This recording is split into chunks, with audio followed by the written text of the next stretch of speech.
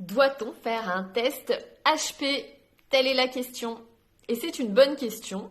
Je me la suis moi-même posée à un moment donné. L'étape d'après, je pense que ça peut être intéressant de se demander pourquoi je me pose cette question.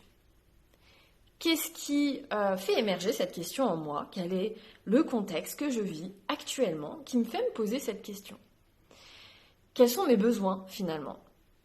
Et si mon besoin, c'est simplement de m'entendre dire que j'ai un processus cognitif différent des autres et que ça s'explique par plein de raisons scientifiques, très bien, je peux faire le test, il n'y a pas de souci, ça coûte quelques centaines d'euros, voire plusieurs. Ça prendra aussi un peu de temps, voilà, il faut le faire dans des centres spécialisés, entourés et analysés par des psychologues certifiés. Voilà. Si c'est juste ça, why not? Par contre, si je me pose cette question, parce que c'est quelque part le fruit d'une certaine observation de ma vie, un certain mal-être, une certaine sensation que je suis pas à ma place, sensation que je fonctionne quand même différent de la majorité des personnes, que je suis dans un certain mal-être finalement, en décalage, j'arrive pas trop à savoir où je vais, je me sens un peu perdue, je me sens pas vraiment en sécurité dans ma vie. Et quelque part, ça fait des années déjà que je ressens ça. Même enfant, voilà, j'étais vraiment pas comme les autres, un peu comme le mouton noir. Bon, bref, souvent c'était de ma faute et dans ma famille, on m'a souvent mis les choses comme des problèmes en parlant de moi. Bon, là peut-être qu'il y a autre chose à creuser derrière cette idée de est-ce que je dois passer un test? Finalement, ce test n'est-il pas vu comme symboliquement une première étape d'autre chose? Est-ce qu'on ne pourrait pas sauter cette étape pour démarrer plus rapidement cette autre chose? Important de clarifier, c'est quoi cette autre chose? C'est quoi votre objectif derrière ça?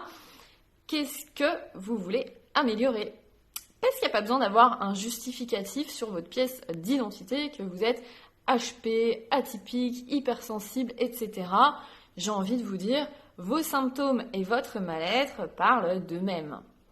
Et quand on souhaite améliorer sa vie, c'est plus intéressant de commencer directement à travailler sur comment j'améliore ma vie,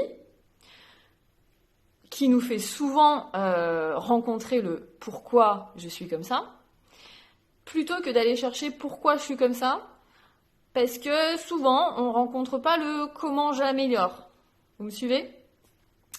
Donc, cette réponse n'engage que moi, mais je dirais qu'il n'est donc pas nécessaire d'aller faire un test HP lorsqu'on souhaite améliorer sa vie, se sentir plus serein, sereine et plus épanoui. Il suffit, et c'est déjà un sacré coup d'intuition et de chance, de trouver un accompagnant, un thérapeute, un coach, qui ait ses spécificités, qui soit un petit peu comme vous.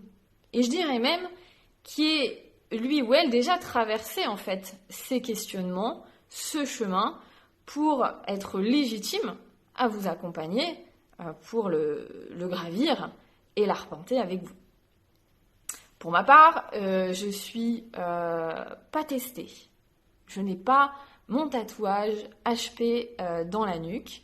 Néanmoins, quand on rencontre des personnes avec une cognition en arborescence, avec une certaine empathie, j'ai envie de dire on se sent, on se reconnaît.